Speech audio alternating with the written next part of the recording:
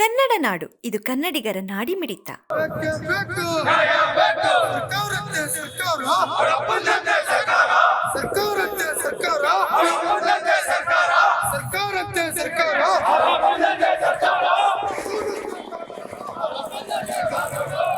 ಇವತ್ತು ಈ ಪ್ರತಿಭಟನೆ ಮುಖ್ಯ ಕಾರಣ ಏನಪ್ಪಾ ಅಂದ್ರೆ, ಈ 39 ವಾರ್ಡಲ್ಲಿ, ಈ ಬಳ್ಳಾರಿ ನಗರದಲ್ಲಿ ಬರ್ತಕ್ಕಂಥ 39 ವಾರ್ಡಲ್ಲಿ ಗುಂಡಿಗಳು ಮುಚ್ಚಲಾರದಂತೆ ಜನರು 10 ರಿಂದ 100 ಜನ ಅಪಘಾತಕ್ಕೆ ಈಡಾಗ್ತಾರೆ.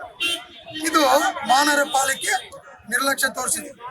ಈ ಬಳ್ಳಾರಿಯಲ್ಲಿ ನಗರದಲ್ಲಿರ್ತಕ್ಕಂಥ ಎಲ್ಲ 39 ವಾರ್ಡ್ಗಳಲ್ಲಿ ತೆರಿಗೆ ವಸೂಲು ಮಾಡ್ತಾರೆ.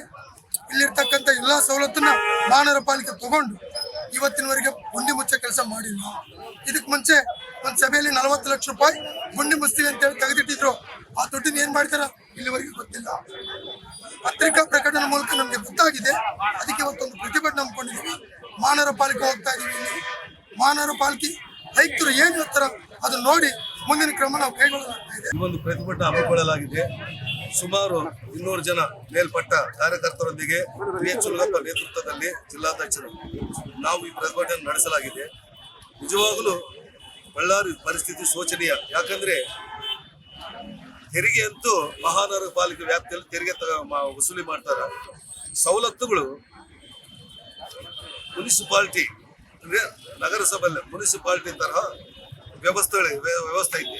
ಅದಕ್ಕಾಗಿ ಏನ್ ಮಾಡಿದ್ರು ಕೂಡ ಇಲ್ಲಿ ಕಾಮಗಾರ ವರ್ಕರ್ಸ್ ಇಲ್ಲ, ಮತ್ತೆ ನೌಕರರಿಲ್ಲ, ಏನಿಲ್ಲ.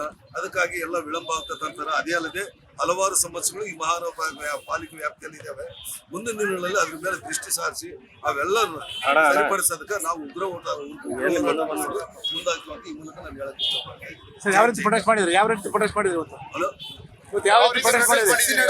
ಈಗ ಇವತ್ತು ಆ ಗುಂಡಿಗಳಲ್ಲಿ ಸಸಿ ನೆಟ್ಟದ್ರಿಂದ ಒಂದು ಪ್ರತಿಭಟನೆ ವ್ಯಕ್ತಪಡಿಸಿದ್ವಿ. ನಾವು ನಮ್ಮ ಒಂದು ಇವತ್ತು ಪ್ರತಿಭಟನೆ ಮಾಡ್ತಾ ಇದೀವಿ.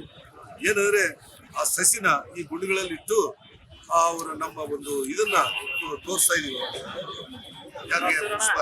ಕಾರ್ಪೊರೇಷನ್. ಅದಕ್ಕಾಗಿ ಮುಂದಿನ ದಿನಗಳಲ್ಲಿ ಈ ರೀತಿ ಭಿನ್ನ ರೀತಿಯಲ್ಲಿ ಹೋರಾಟ ಮಾಡಿ ಅವರು ಒಂದು ಗಮನ ಸೆಳೆಯುವಂತ ಕೆಲಸ ಮಾಡಿ ಆವಾಗ ಕೂಡ ಅವರು ಸ್ಪಂದಿಸಿಲ್ಲ ಅಂದ್ರೆ ಮುಂದಿನ ದಿನಗಳಲ್ಲಿ ಉಗ್ರ ಹೋರಾಟ ನಡೆಸಲು ನಮ್ಮ ಮಹಾನಗರ ಪಾಲಿಕೆ ಮುತ್ತಿಗೆ ಹಾಕಲಾಗುತ್ತದೆ ಈ ಮೂಲಕ ಹೇಳುತ್ತೆ. ಸಬ್ಸ್ಕ್ರೈಬ್ ಮಾಡಿಕೊಳ್ಳಲು ಕೂಡಲೇ ಪಕ್ಕದಲ್ಲಿ ಕಾಣುವ ಬೆಲ್ ಐಕಾನ್ ಕ್ಲಿಕ್ ಮಾಡಿ ನೋಟಿಫಿಕೇಶನ್ ಪಡೆಯಿರಿ.